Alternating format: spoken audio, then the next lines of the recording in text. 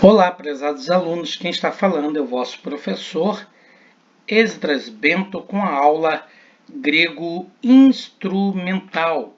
Eu espero que as nossas aulas lhe tenham sido útil para você poder entender a formação da língua grega, a história do alfabeto, como também as aspirações forte e fraca. O objetivo da nossa aula de hoje é reconhecer os sinais de pontuação e acentuação. É importante para uma leitura correta do grego koiné reconhecer os sinais de pontuação e acentuação. A princípio, nós queremos deixar muito claro que para ler corretamente o grego, é importante que a gente reconheça as pontuações, como também os sinais diacríticos postos nas sílabas para elevação do som, prolongamento do som ou abaixar a tonalidade da sílaba. Embora os sinais de pontuação e acentuação cumpram uma função gramatical, nossa ocupação inicial é apenas ligado à eufonia e leitura correta do texto grego. Quando nós falamos de sinais de pontuação, é sempre muito bem frisar que durante o período clássico da língua de Homero não havia qualquer tipo de acentuação e sinais de pontuação. Olha, basta você dar uma breve olhadela nos manuscritos antigos e você vai perceber que não há nenhuma dúvida acerca da minha assertiva. Como nós já sabemos, os manuscritos gregos eram de acordo com a época em unciais escrito contínua, cursiva ou minúscula, e que a separação das palavras começou a aparecer somente no segundo século antes de Cristo e depois, no quarto século depois de Cristo, é que se adotou definitivamente. Você sabe que é no período alexandrino, que é época dos grandes gramáticos, que aparece a pontuação. E acredita-se que Aristófanes de Bizâncio, no século II a.C., tenha sido o primeiro a pontuar os seus manuscritos. Deste modo, quando você observa a pontuação através dos textos, de acordo com suas respectivas épocas, você verifica que no século V e VI depois de Cristo, os textos dos evangelhos não apresentavam qualquer pontuação. E as separações das palavras só se tornaram frequentes a partir do século VII. No século VIII, a pontuação passa a se tornar obrigatória. Então, quando falamos dos sinais de pontuação, nós temos pelo menos 4 tipos de pontuações fundamentais. Primeiro, a vírgula, e analisa diretamente o grafema da vírgula, que é bem parecido com a nossa, e tem funções idênticas às do português. O ponto final, que o grafema também é semelhante ao nosso ponto final, e também tem as mesmas funções da língua portuguesa. Nós temos no grego ainda um terceiro ponto, que é o ponto medial, ou chamado também de ponto alto, que fica, acima da linha e que pode corresponder, num primeiro momento, ao ponto e vírgula ou, no outro, a 2 pontos. Vai depender muito do próprio tradutor e com a ênfase diretamente que ele quer dar ao texto, ou como uma continuidade, ponto e vírgula, seguindo um pensamento distinto, mas correlacionado, ou então uma explicação que pode ser feita diretamente pelos 2 pontos. Essa função até mesmo dos 2 pontos, nós temos mediante o Hot Aspado, que depois a gente vai comentar sobre isso aí.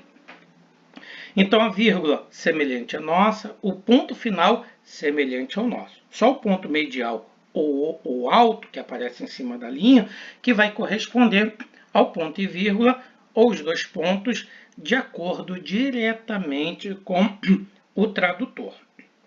A ênfase que o tradutor quer dar. E o quarto é a interrogação, que tem a semelhança do nosso ponto e vírgula, mas que tem a mesmíssima função de uma interrogação. Quando nós olhamos diretamente os acentos, nós temos pelo menos 3 acentos fundamentais. O acento agudo, chamado de oxeia, de oxis, que significa agudo, que numa canção indicava o tom subindo. O acento grave, que era chamado de bareia, de baris, que significa pesado ou grave, que na canção apontava para o som descendo.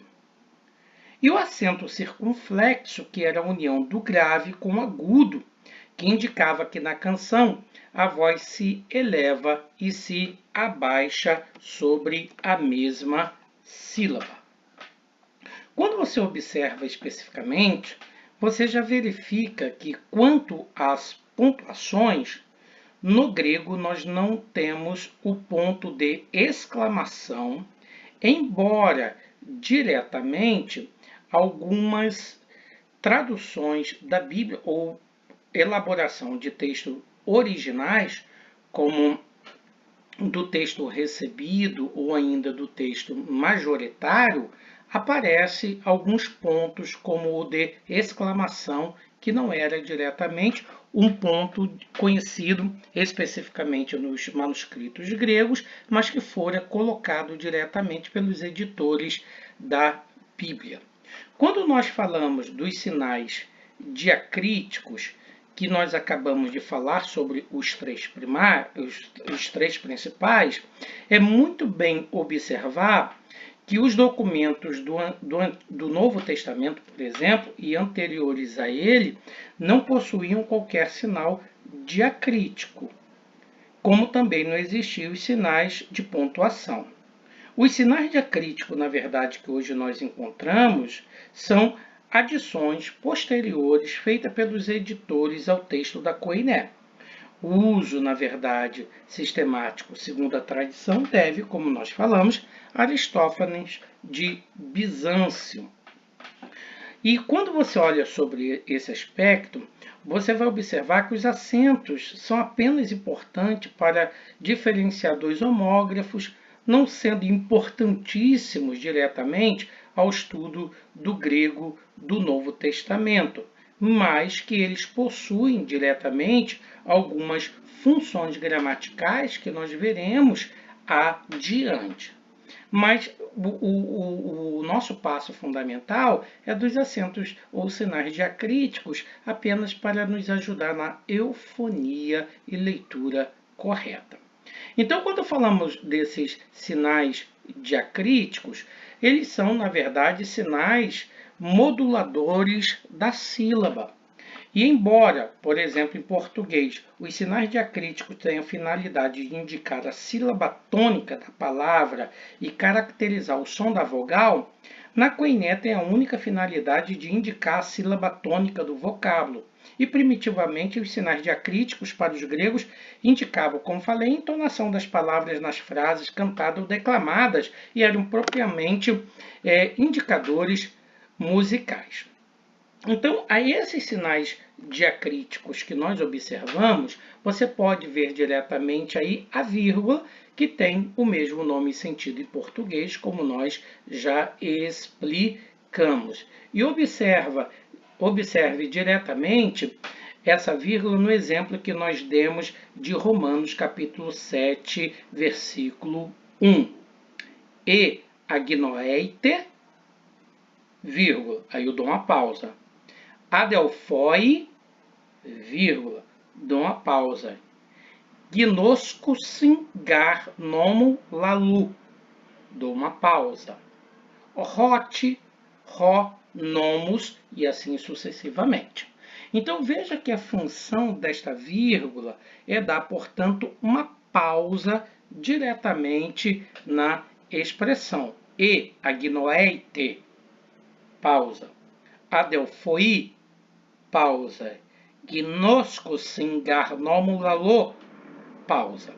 Então, essa função da vírgula é dar diretamente esta pausa e serve, portanto, para acentuar a leitura correta do texto. Repita. E agnoeite, pausa.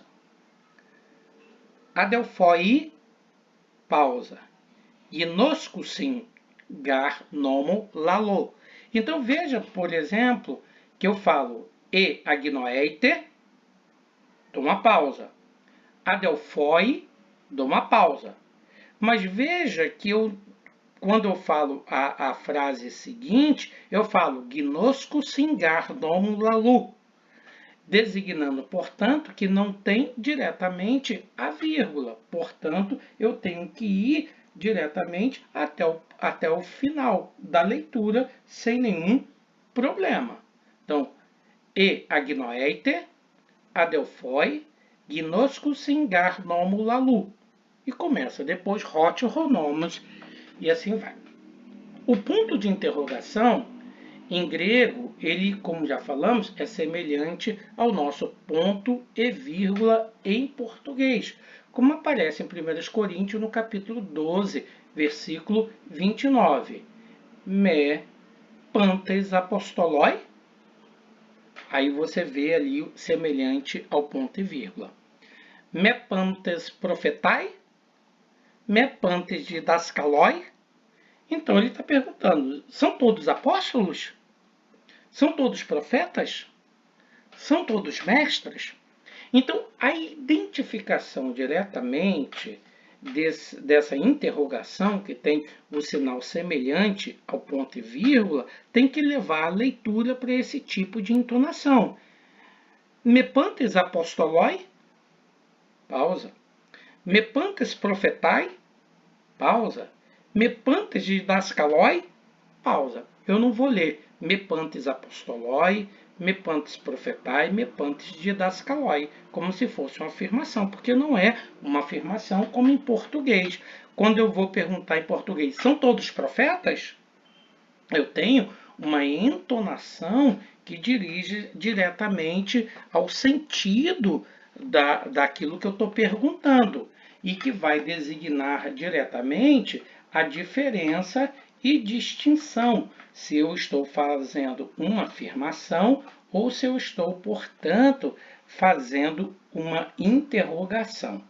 Esses casos, por exemplo, eles se concentram diretamente um pouco melhor no ato da fala, no ato do discurso, principalmente no ato locutório, que é o ato de dizer e que se exterioriza-se a si mesmo na frase que pode se inscrever ou preservar.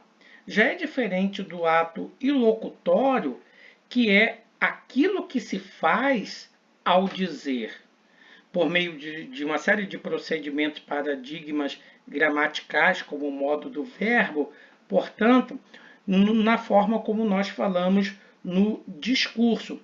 E tem também o ato da fala, que é o ato perlocutório, que é aquilo que se faz pelo fato de falar, que é uma forma difícil de se inscrever e caracteriza-se mais pela linguagem oral do que pela escrita, por causa da ênfase que se dá. Então, a ideia que eu tenho diretamente dessa interrogação estaria ligado diretamente a uma posição na qual eu tenho que entonar essa interrogação. Claro que algumas vezes, em alguns textos bíblicos, a pergunta é tão grande, que algumas são perguntas retóricas, que você não percebe que ali é uma interrogação e acaba pronunciando como se fosse uma afirmação, quando na verdade é uma interrogação. Na língua espanhola, há uma facilidade tanto para exclamar num texto quanto para perguntar, porque a interrogação vem já no início da frase de modo invertido, indicando que ali é uma pergunta, para que você possa entonar diretamente a palavra dentro daquela perspectiva que você quer propor.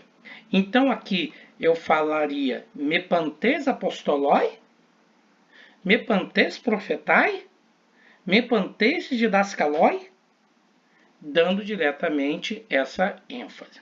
Agora, o ponto final é também semelhante ao sinal do mesmo nome em português, como você vai ver em Romanos 6,15, me genoito, me genoito. Só isso. O ponto e vírgula, ou os dois pontos, ele tem, na verdade, duas funções.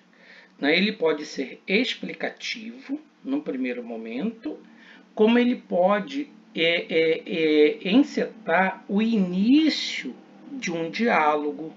E disse Jesus, pode vir o ponto alto em cima, e aí dizer o que Jesus disse. E disse Pedro, pode vir o ponto alto. E aí o indivíduo vai escolher, obviamente que num caso desse, ele disse que a melhor forma de traduzir ou de corresponder esse sinal seria colocar diretamente os dois pontos. Não é isso que se situaria melhor. Mas veja isso aqui. Hoste ei tis en Christu kainé kitsis. Tá? Arraia parelfen. Esse é um texto muito conhecido, não é isso?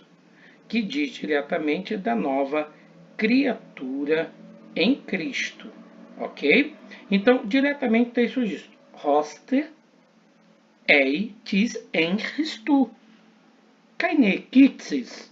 Eu preciso dar uma pausa mais prolongada e, portanto, dizer tá arraia parelfen, ok? De uma expressão que é muito conhecida em segunda aos Coríntios, quando fala que aquele que está em Cristo, nova criatura é.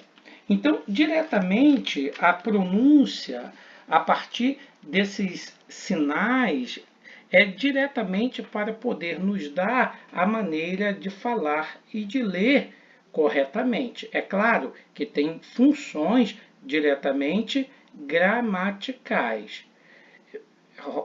Hoste eitis em Christu, se alguém está em Cristo, kainé kitsis. Kitsis, não é isso?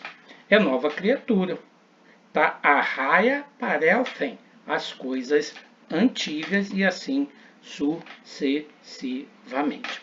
Eu destaquei aqui para vocês de um texto de João capítulo 1, a partir do versículo 19, as seguintes expressões que são interrogações. Veja só, depois eu vou dar o texto mais completo para vocês. Si, tis, ei. Repete comigo, por favor. Si, tis, ei. Veja que o ponto e vírgula ali já está indicando diretamente que se trata de uma pergunta. Si, tis, ei. Ti, Si, Elias, ei. Ho, profetes, ei, si, tis, ei. Ti, legesperi, si, autu. Veja só. Esse texto, que é extraído do Evangelho de João, é muito importante porque se trata diretamente daquele diálogo que se trava querendo saber quem é o João Batista. Si, tis, ei, tu, quem és? Aí veja aqui. Aí João responde: Ti, O que então? Aí João responde: Se Elias é, tu és Elias? Aí João responde: Tis ei. Quem és? Ti leges pericial tu? o que dizes de si mesmo? Deu para entender? Eu extraí apenas algumas das interrogações que o povo faz, e agora vamos ver essas mesmas interrogações diretamente com as respostas de João. Isso está no João capítulo 1, versículo 19 em diante, adaptado. Sitisei. Repita. Sitisei. Coloque a entonação de pergunta. Sitisei. Responda. Repita. Sitisei. Você está perguntando, tu quem és? João responde, ego uk eimi ho Christos. Eu não sou o Cristo. Ego uk eimi ho Christos. Eu não sou o Cristo. E ele é perguntado, então, tium. Ou seja, o que é então? O que és então? Continua. Se Elias é? Tu és Elias? Pelo que ele responde. Uk eimi. Eu não sou. Perguntas. Ho profetes eisi? Ho profetes eisi? Que ele está perguntando diretamente se tu és o profeta. Ele diz apenas não. Tisei. Ou quem és? Ele responde. Não, ele pergunta ainda, te leges pericial tu.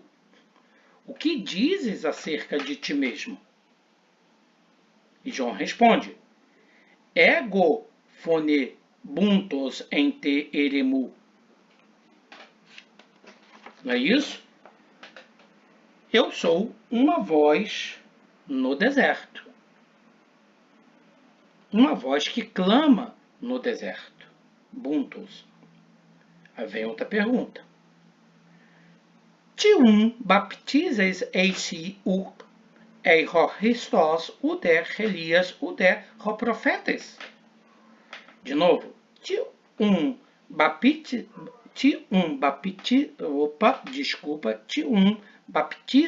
eisi uk ei ho Christos uder Elias uder ho profetes. Que ele pergunta diretamente se você não batiza. Perdão, por que então batizas se não és o Cristo, não és Elias e não és o profeta? E ele vai responder, ego baptizo em hidat. Eu batizo em águas. Mesos no meio rimon resteken ron rimes uk oidate. Né? Ele está dizendo que ele batiza em água, mas no meio, entre vós está alguém que, e assim vai sucessivamente, que eu não completei a frase. Então a ideia diretamente para você observar aqui são algumas questões muito importantes. Primeiro, ponto e vírgula, indicando interrogação, se diz ei. Ponto final, indicando diretamente o fim da resposta, ego uk eimi ho Christos. Tium, ponto e vírgula, se Elias ei, ponto e vírgula, resposta, uk eimi, ponto, que é uma afirmação. Ho profetes eisi, ponto e vírgula, interrogação, uk, não, ponto. Tis és, quem és? Te leges pericial tu, veja diretamente, mais uma vez, o ponto e vírgula designando a interrogação e a resposta. Ego phone buntos em te eremu. Eu não dei o ponto, mas poderia ter posto. Eu sou apenas a voz que clama no deserto. Tium baptizes eisi uk Eihor Christos, o der Elias, o der profetas? Bom, especificamente, por que então tu batizas se você não é o Cristo, nem Elias e nem os profetas? Ele diz, ego baptizo em ridat, eu batizo em água. No meio de vós, mesos irmãos, steken rom remeis uk oidate. Então, se você percebe diretamente, você vai perceber que essa perspectiva das pontuações, eles são diretamente necessários para a gente poder fazer uma leitura correta. Vamos lá de novo no outro texto ainda do capítulo 1 de João. Em arre, em rologos, vírgula, dou uma pausa. Kai rologos em proston theon, vírgula, dou a pausa. Kai theos em rologos, ponto, encerro. Rutos em arre proston theon, ponto, encerro. Não tem vírgula, eu leio a frase direta. Panta de auto egênito, tem vírgula, dou a pausa. Kai roriz auto egênito uder ren. Como não tem, portanto, a vírgula, o ideal é que eu leia direto no mesmo fôlego até o ponto. Ro gegone em auto zoe em, a vírgula dou a pausa. Kai redzoe em tofuston antropon. Veja que aqui eu tenho, portanto, o ponto medial ou ponto alto, que eu posso, portanto, colocar ou como ponto e vírgula ou como 2 pontos. E assim sucessivamente, a palavra seguinte não vem, por exemplo, em letra maiúscula. Não vem iniciando um novo pensamento, porque está ligado diretamente a este mesmo verso. Então, kaitofus em te escotia fainei, kai re escotia u catelabem. E ponto. A frase, na verdade, terminou aqui e não ali onde estava o ponto medial. Quando você olha sobre essa perspectiva, então vai ficar claro, na verdade, algumas perspectivas importantes para nós. Então vamos tentar fazer uma adaptação desse texto aqui. Se tis ei, tu quem és? Como João respondendo, ego uk eimi ho Christos. Eu não sou o ungido. Ti se é Elias, o que então? Tu és Elias? Não. Tisei, quem és? Te leges pericial tu, que dizes de ti mesmo? 6. Ego eimi fone em te eremu, simplificando, tirando pontos. Eu sou uma voz no deserto. Ti baptizeis eishi uk eiho, Christos uder Elias uder profetes. Ti por que então batizas, ei, si, tu, uk, não, ei, és, o, Christos ungido. Ude, nem, Elias, ude, nem, o, profeteis, profeta. Ego, eu, batizo em ridat, em água. Messos rimon, no meio de vós, estekei, está, baptizon, porque o que batiza em pneumati, no espírito. Catá Ioannes, segundo João. Espero que você tenha gostado dessa aula. Peço para vocês que treinem diretamente e faça os exercícios e até a nossa próxima aula. Que Deus abençoe a todos em nome de Jesus e não se esqueça da nossa música. Reharistu Kyriou Iesu Kai HPCU, Kai Koinonia, Hagiu Pneumatus, Metapanton Rimon. Coríntios Dio, 3 Kaideca, 3 Kaideca.